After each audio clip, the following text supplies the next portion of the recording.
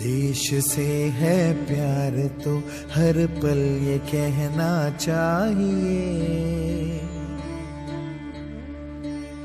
मैं रहूं या ना रहूं भारत ये रहना चाहिए।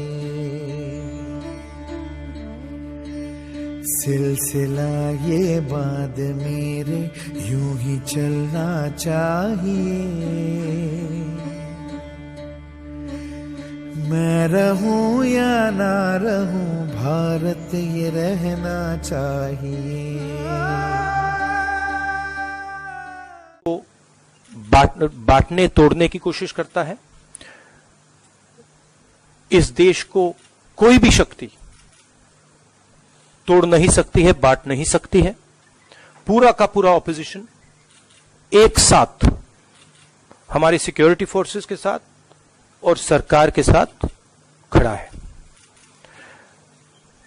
ये जो हमला हुआ है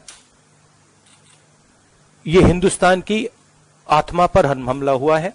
हमारे जो सबसे जरूरी लोग हैं सिक्योरिटी फोर्सेस के, उनके खिलाफ हुआ है और हम उनके साथ खड़े हैं।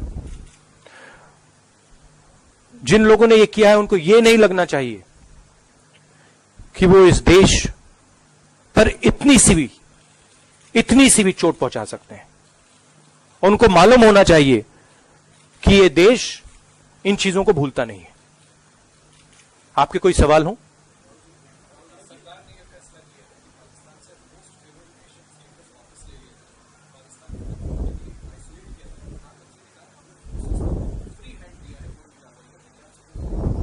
मैंने बोला this is a time of mourning, this is a time of sadness, this is a time of respect. We are fully supporting the government of India and our security forces. We are not going to get into any conversation other than the fact that our most beloved people have been killed, their families need us, and we are going to stand with them. There is going to be no other discussion, as far as I am concerned, from the Congress party over the next couple of days on this matter. We are going to be supporting our security forces and our government.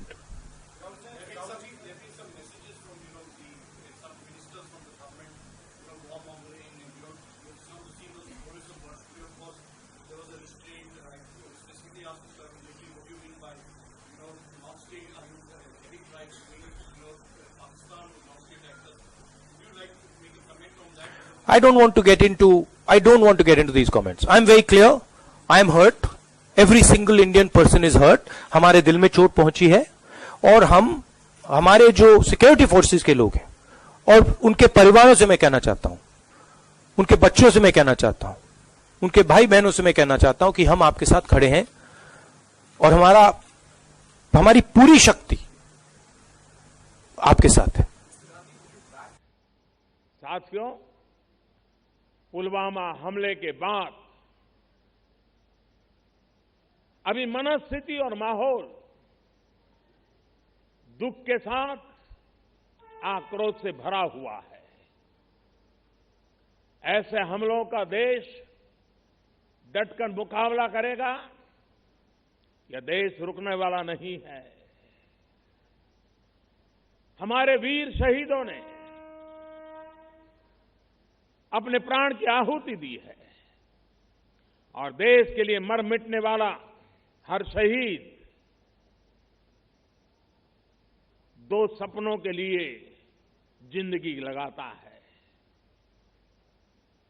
पहला, देश की सुरक्षा, दूसरा, देश की समृद्धि।